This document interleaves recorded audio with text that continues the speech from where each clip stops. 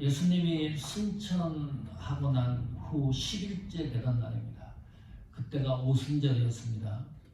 강력한 성령의 임재가 일어났습니다. 그 오순절 사건 때 베드로가 설교를 했는데 3,000명이 세례를 받아요. 전무후무한 일이죠. 기독교 역사에 변혁이 일어났습니다. 성령의 시대를 알리는 출발이었습니다.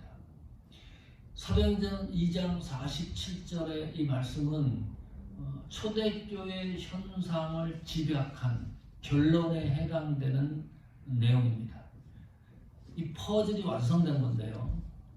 이 시간에 이 퍼즐을 다시 헤쳐서 다시 조립을 하려고 합니다. 그러면 초대교회 현상에 대해서 보다 더 잘 이해할 수 있을 것이다. 그런 기대를 하는 거죠. 초대교회에 어떤 일이 일어났을까요? 사도행전 2장 44절입니다.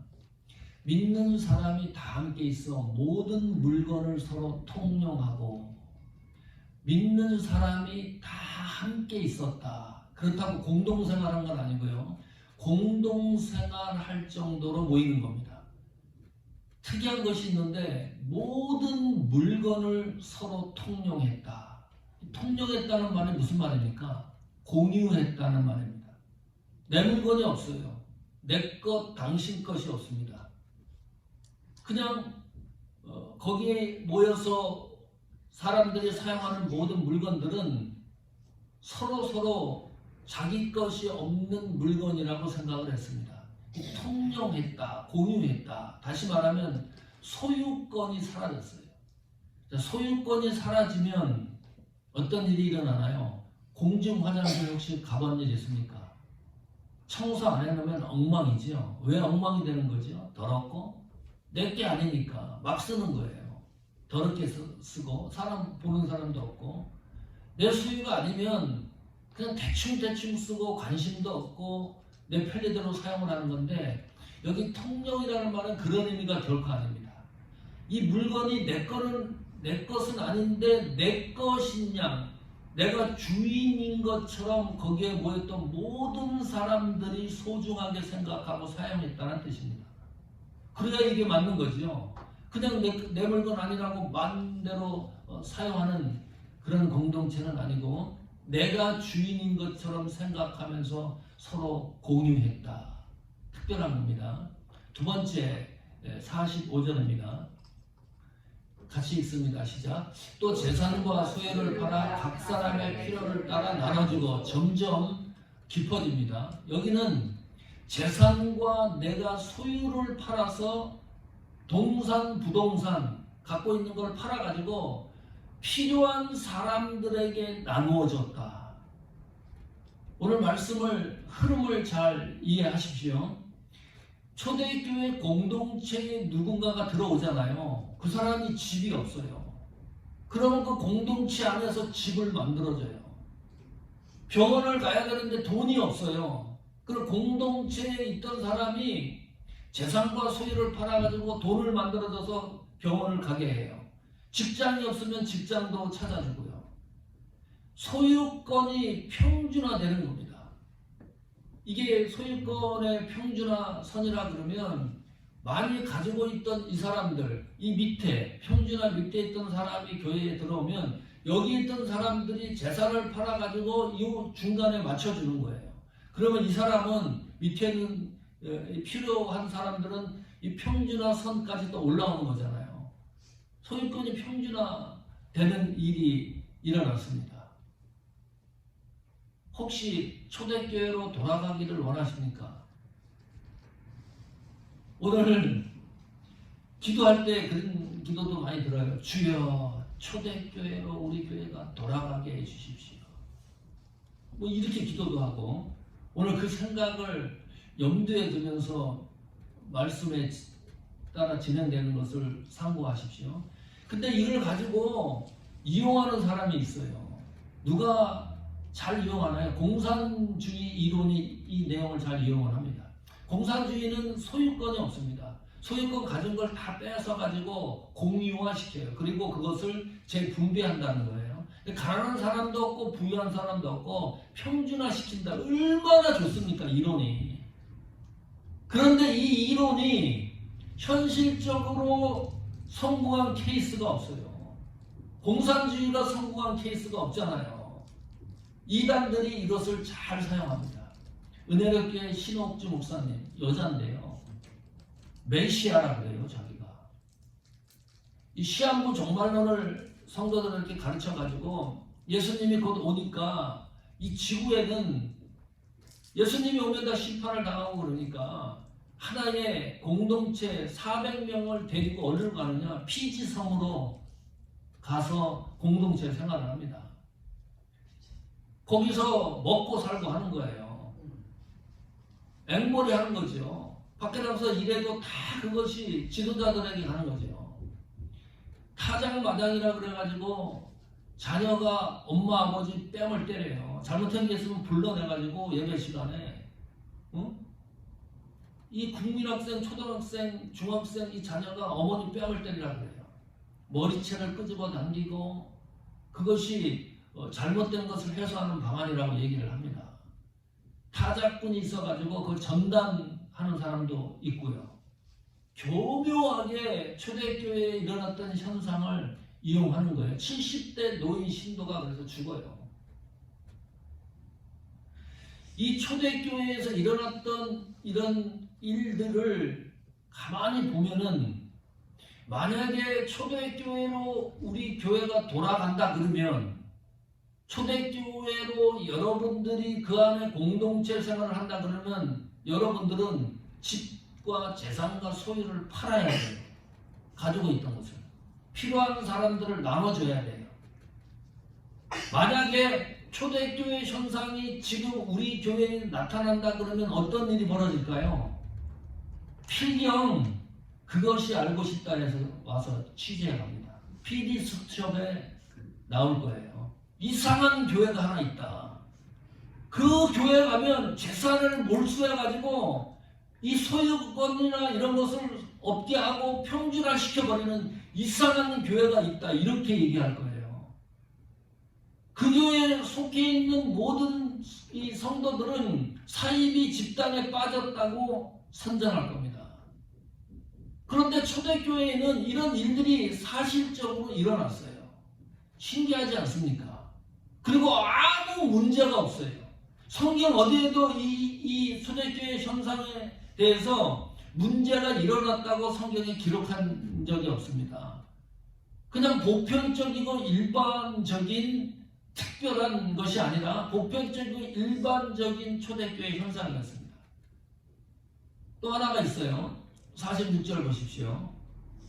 날마다 마음을 같이하여 성전에 모이기를 힘쓰고 집에서 떡을 떼며 기쁨과 순전한 마음으로 음식을 먹고 성전에 날마다 모이는 겁니다. 그리고 집에서 떡을 뗐다. 이것은 성만찬을 이야기합니다. 성만찬을 매일 하는 겁니다. 그리고 나서 기쁨과 순전한 마음으로 음식을 먹었다. 교제를 한 거예요. 성전에 모였죠. 성찬식 했죠. 교제했죠. 그것을 날마다 했습니다. 이것이 초대교회의 현상입니다. 도저히 지금 현대 시각으로 바라보면 이게 가능할까? 현대교회의 초대교회의 역사가 이렇게 일어난다 그러면 모든 지구상에 있는 교회가 다 초대교회 현상처럼 된다 그러면 문제가 없어요. 그런 일은 거의 일어날 확률이 없습니다. 이게 이제 문제가 되는 거죠. 초대교회로 돌아가고 싶다고 아무리 기도를 해도 지금 현재 지구상에 있는 모든 교회가 초대교회와 같은 일이 일어나지를 않아요. 일어난다 그러면 사기꾼들이 득실할 거예요. 교회마다. 재산이 있는데 재산이 없는 척하고 말이지. 응? 자기가 가질 걸 다 가지고 있는데 싹 숨겨가지고 이 사기꾼들 잡느냐고 정신이 없을 거예요. 그런데 초대교회는 이런 신비하고 기이한 일이 일어났다. 자, 궁금한 게 한 가지 있습니다.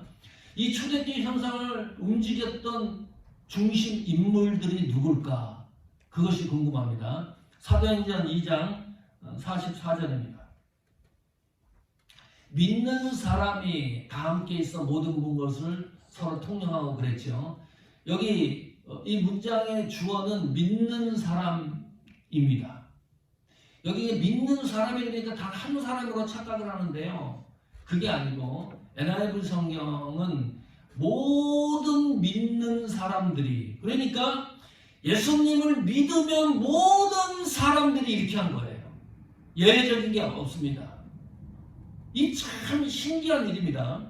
예수 그리스도만 믿으면 모든 물건을 서로 통용하고 내 재산과 소유를 팔아서 필요한 사람들에 나눠주고 매일 모여서 성전에서 기도하고 성찬식하고 교제하고 이렇게 했다는 거예요. 믿는 사람들이. 자, 이 믿는 사람들은 누구에게 영향을 받았습니까? 사도행전 2장 42절입니다. 저희가 사도의 가르침을 받아 서로 교제하며 떡을 떼며 기도하기를 전혀 힘쓰니라. 그러니까 그렇구나. 초대교회에 믿는 성도들은 사도의 영향을 받았다. 그 사도의 영향을 받아서 가르침을 받아서 교제하고 떡을 떼고 기도하기에 힘쓰는 일을 매일 했던 겁니다. 자, 그러면 여기에 나오는 사도는 어떤 인물입니까? 예수님의 제자들이죠. 예수님의 제자들에 대해서 성경이 이렇게 명료하게 얘기를 합니다. 사도행전 2장 4절입니다. 저희가 다 성령의 충만함을 받고 성령이 말하게 하심을 따라 방언으로 말하기를 뭐라 그랬어요? 시작하니라. 그러면 이 사도들은 성령의 충만함을 받은 사람들입니다. 초대교회가 우리가 생각하기에는 그런 일이 일어나면 많은 문제와 부정적인 사건들이 일어날 건데 그런 것이 일어나지 않은 이유가 이제 판결이 되는 거예요. 왜 그런가요? 성령에 의하여 주도된 사건이기 때문입니다. 그러니까 아무 문제가 없는 거예요. 너무나 깨끗한 겁니다. 재산 소유를 팔아도 깨끗하고 매일 모여도 문제가 안 생기고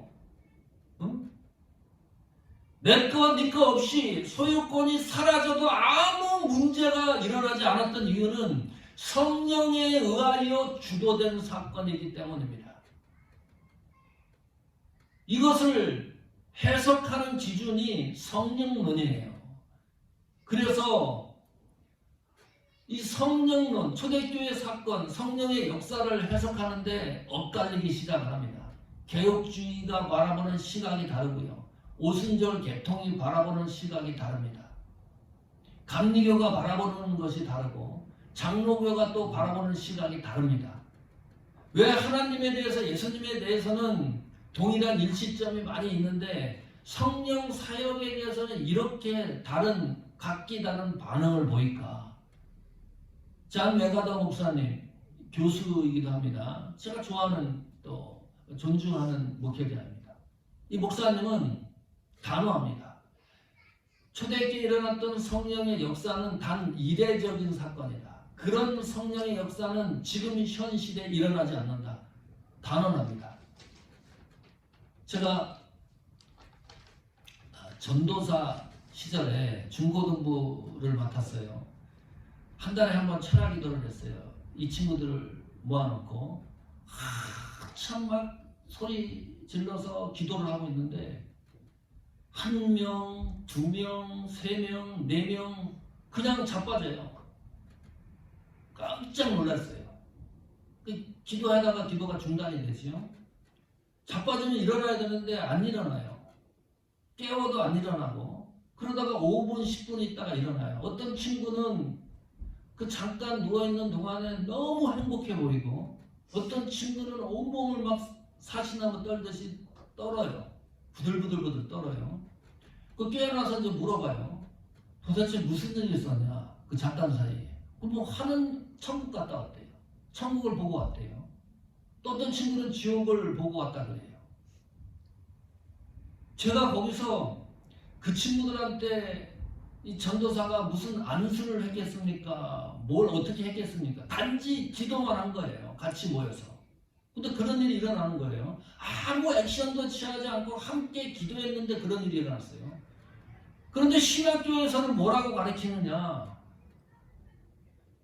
초대교회에 일어났던 성령의 역사는 이례적인 사건이라고 얘기를 해요.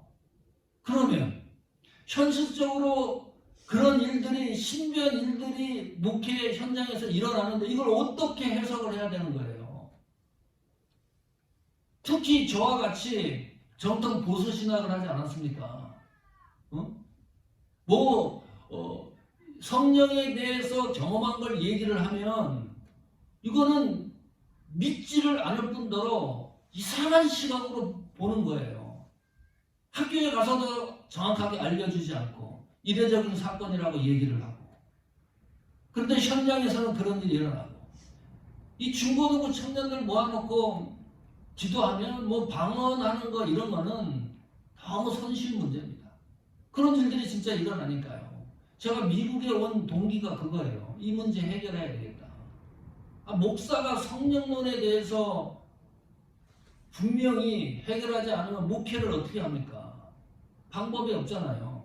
내가 배우고 있는 신학에서는 이 성령론에 대해서 아주 단호하게 얘기를 하는데, 그런 것을 인정을 하려고 하지 않는데, 근데 현장에서는 일어나는 일이고, 그래서 찾았어요. 어느 학교를 가서 내가 성령론에 대해서 좀 배워야 될까? 난 개혁주의 성령론을 배웠으니까 이제 오순절 계통의 성령론을 배워야 이 밸런스가 맞는 거잖아요. 그래서 찾은 게 오랄 로버츠 유니버시티예요. 왜냐하면 성령론 책을 이 지구상에서 가장 많이 보유한 신학교입니다. 오랄 로버츠 유니버시티가. 그리고 거기에 유명한 사람이 있었어요.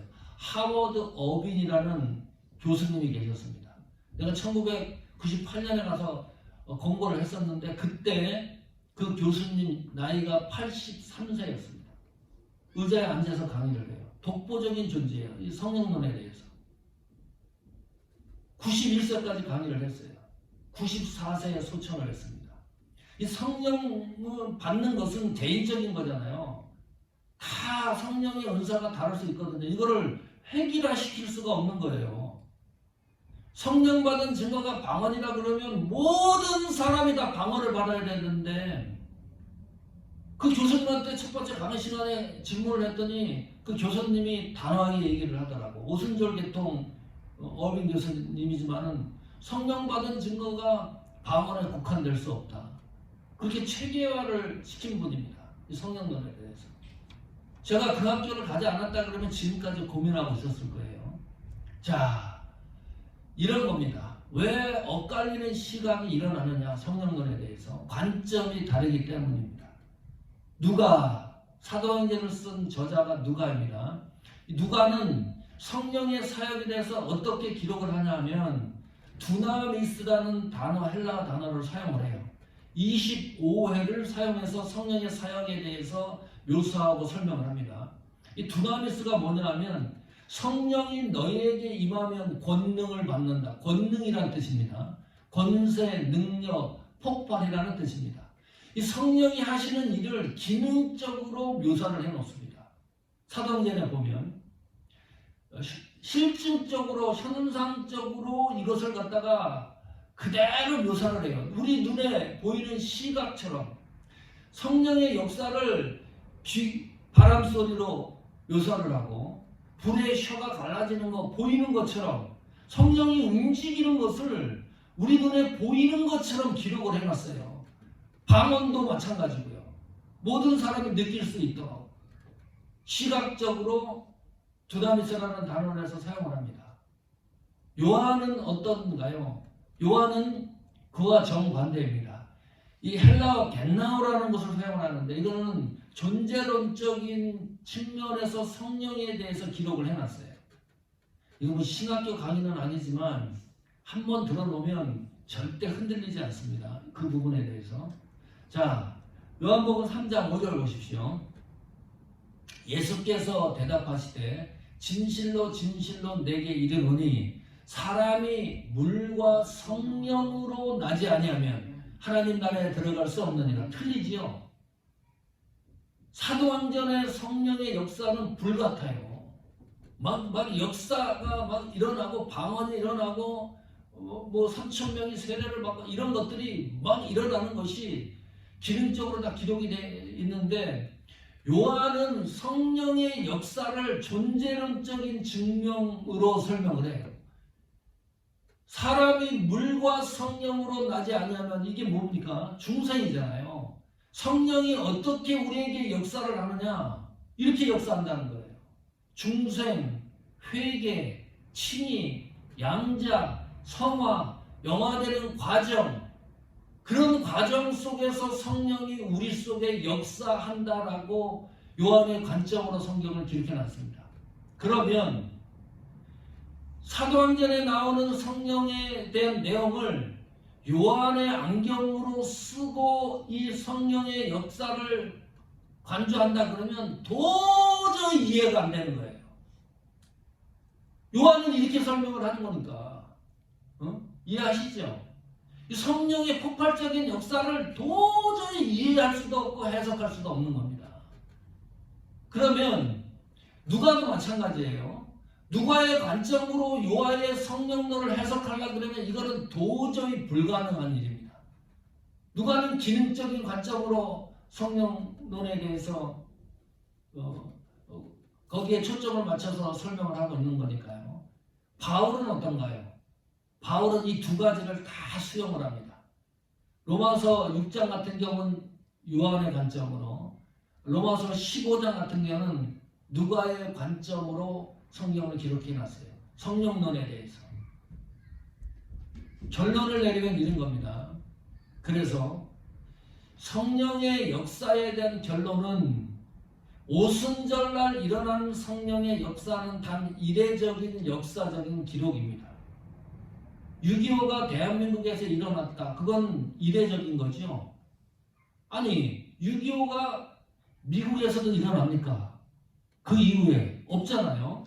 오직 한 번 일어났던 겁니다. 대한민국에서. 오순절 성령 사건의 역사는 역사적 현장에서 기록된 것이니까 이례적으로 일어난 역사적 사건입니다. 그러나 성령의 역사는 지금도 지속된다. 여기 이제 반대하는 사람이 있어요. 그것까지 차단시키는 겁니다. 그때 모든 성령의 역사가 단 이례적으로 끝났다고 하는데 우리는 그렇게 생각을 안 해요. 왜냐하면 오순절과 같은 성령의 역사도 아주 특이한 현상이지만 지금 시대에 어딘가에서는 일어나고 있기 때문입니다. 다 일어난 건 아니지만은 그 성령의 역사가 지금도 지속되고 있는 건 확실합니다. 그러나 오순절과 같이 그런 역사가 동시에 다발적으로 모든 지상의 교회가 일어나는 것은 아니다. 왜냐하면 성경이 완성되어 있기 때문입니다. 오순절 시대에는 성경이 완성되지가 않았어요. 그러나 지금 시대는 성경이 완성돼서 성경이 기준이 신앙의 표준과 기준이 되기 때문입니다. 그러니까 오순절과 같은 성령의 역사가 일어날 이유가 없는 거예요. 아주 특이하게는 일어날 수 있어도 그런데 또 이것을 이용하는 사람들이 있어요. 야, 기가 막힙니다. 머리가 비상합니다. 그 서모세라는 목사님이 있는데 유튜브에 보면 복음 영성 학교를 운영을 해요. 그래서 그 배우러 오는 사람들한테 가르치는 게 뭔지 압니까? 예언하는 방법, 방언하는 방법, 귀신 쫓아내는 방법, 이거를 가르쳐줘요. 훈련을 시켜가지고. 맞습니까? 이게 배워서 되는 일입니까? 초대교회에 일어났던 이런 놀라운 일들을 배워서 되는 일입니까? 어떤 목회자는 성령을 이 주머니에다 집어넣고 성령을 받으라 그래요. 불을 받으라 그래요. 성령이 하나님인데 하나님을 주머니에 집어넣고 성령은 탁구공이에요, 축구공이에요, 배드민턴 공이에요. 너무 함부한다. 시대가. 이 성령이 하시는 일에 대해서 이 정도로 믿는 사람들, 목회자들까지도 동원을 해가지고요. 성령의 역사를 훼손하고 있어요. 그것을 자기 마음대로 어떻게 성령이 자의적으로 움직이시는 분인데 하나님을 우리 마음대로 움직일 수가 있습니까? 그런 발상이 미태한 거지. 도저히 이해가 안 돼요. 하나님을 두려워해야 되는데 성령도 하나님이신데 예수님도 하나님이신데 얼마나 두려워하는 존재입니까? 두려워해야 되는 거잖아요. 경외한다는 것이. 그런 시대에 우리가 살아가고 있어요. 자, 이제 퍼즐을 다시 한번 완성해 보겠습니다. 다시 돌아오십시오. 47절로. 사도행전 2장 47절입니다. 같이 읽습니다. 시작. 하나님을 찬미하며 칭송을 받으니 주께서 구원받는 사람을 날마다 더하게 하신다. 두 가지. 이게 이제 초대교회 현상의 마지막 결론이에요. 하나님을 찬미하고 찬양했다는 거죠. 그리고 온 백성, 모든 사람들에게 누가? 예수 믿는 성도가 칭송을 받았다. 칭송이라는 것은 호의, 친절, 조력, 협력입니다. 안 믿는 사람인데 성도를 믿는다는 이유 때문에 호의적인 거예요. 친절을 베풀어 주는 거예요. 교회를 다니지 않는데 하나님의 일을 한다 그러면 돈으로 물질로 협력하고 또 조력하는 겁니다. 요즘 시대는 어떤가요? 예수 믿는다 그러면 어느 정도로 우리를 신뢰할까요? 기은실이 매년마다 조사를 합니다. 기독교의 신뢰에 대해서. 올해도 신뢰도 조사를 했어요. 몇 퍼센트가 기독교를 신뢰한다고 답했을까요? 21%입니다. 74%가 기독교는 신뢰하지 않는다. 이렇게 답했어요. 그러면 예수 믿는 사람이 기독교인이 기독교를 신뢰하는 것은 몇 퍼센트일까요? 교회 다니는 사람들입니다. 이 사람들을 퍼센트를 따져보니까요. 63%만 기독교를 신뢰한대요. 교회를 다니면서 교회를 신뢰 안 하는 거예요. 목사, 장로, 직분자를 신뢰하지 않는 거예요. 내가 교회 다니고 있는데 아니 기독교인이면 100% 교회를 신뢰해야 되지 않습니까? 그게 맞는 거지요. 응? 나는 저 목사가 믿는 하나님은 믿지 않겠다. 나는 교회의 직분자가 믿는 그 하나님을 나는 믿지 않겠다. 이런 것이 원인이 되는 거예요. 아니 신앙생활을 하는데도 믿지 않고 신뢰하지 않고 교회를 다니고 있고 교회를 다녔다가 또 거기 가서 상처받아요. 여러 가지 받아가지고 또 교회 나가지도 않습니다. 그러면 비기독교인은 몇 퍼센트일까요? 기독교 신뢰하는 이 퍼센트가 8.8%입니다. 지금 한국이 8.8%만 비기독교인이 기독교를 신뢰한대요. 이거는요 회복 불가입니다. 거의 불가능합니다. 전도가 그래서 안 되는 거고요. 너무너무 부정적인 겁니다. 아니 8.8%가 기독교를 신뢰한다 그러면 거의 90%가 넘는 사람들 10명이 모이면 9명이 기독교는 신뢰하지 않는 겁니다. 이런 시대에 우리가 살고 있다. 다시 생각을 해봐야 돼요. 보통 문제가 아닙니다. 회복 불능 상태에 빠졌다. 그런데 초대교회에서는요, 이게 해석이 어떻게 될는지 모르는데 모든 사람이 믿는 사람들을 존중했습니다. 소중하게 생각했습니다. 교회를 소중하게 생각했습니다. 사도들을 소중하게 생각했습니다. 그 기독교 공동체 안에서 일어나는 모든 행위들을 너무나 존중하고 소중하게 생각을 했습니다. 그러나 지금은 그렇지 않다는 거예요. 다시 한번 새겨볼 필요가 있습니다. 우리 교회는 8.8%에 들어가 있는 교회가 되기를 축원합니다. 우리 신앙이. 네. 그걸 붙들고 가는 수밖에 없어요. 우리가 사회를 변혁할 수 있는 힘도 없고요. 두 번째는 주께서 구원받는 사람을 날마다 더하게 하시니라. 이상한 문장이죠? 왜 이상한가요? 이 문장이. 이것이 정당한 문장이라고 생각이 드나요? 지금까지 초대교회 현상을 쭉 살펴봤는데 결론적으로 이렇게 얘기를 하는 거니까 주께서 구원받는 사람을 날마다 더하게 하시니라 그랬습니다. 아무리 봐도 이 문장은 설득력이 약합니다. 이 문장대로 우리가 받아들이면 충분한 해석이 있어야 돼요. 문장의 흐름과도 맞지가 않아요. 이 문장을 그대로 받아들인다 그러면 굉장히 어려움이 있습니다. 왜 그런지 압니까? 구원받는 사람을 날마다 더하게 한 것이 누구이기 때문입니까? 예수님이기 때문입니다. 예수님에 의하여 구원받는 사람이 날마다 더하기 때문입니다. 예수님에 의하여 구원받는 사람이 날마다 많아지기 때문입니다.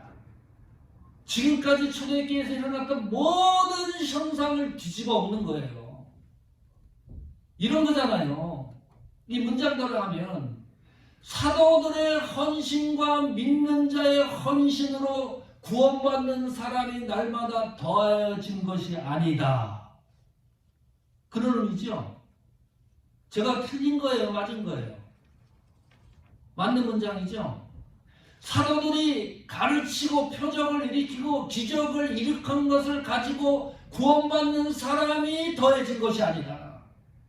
성도들이 자기 소유를 팔아 필요한 사람에게 나눠주고 함께 모여 성전에서 기도하고 성찬을 떼고 교제를 하고 소유권을 포기하는 그런 헌신을 통해서 구원받는 사람이 날마다 더하여진 것이 아니다. 누가 그러면 구원받는 사람을 더하게 한 겁니까? 예수 그리스도에 의하여. 이것이 중심 문장입니다.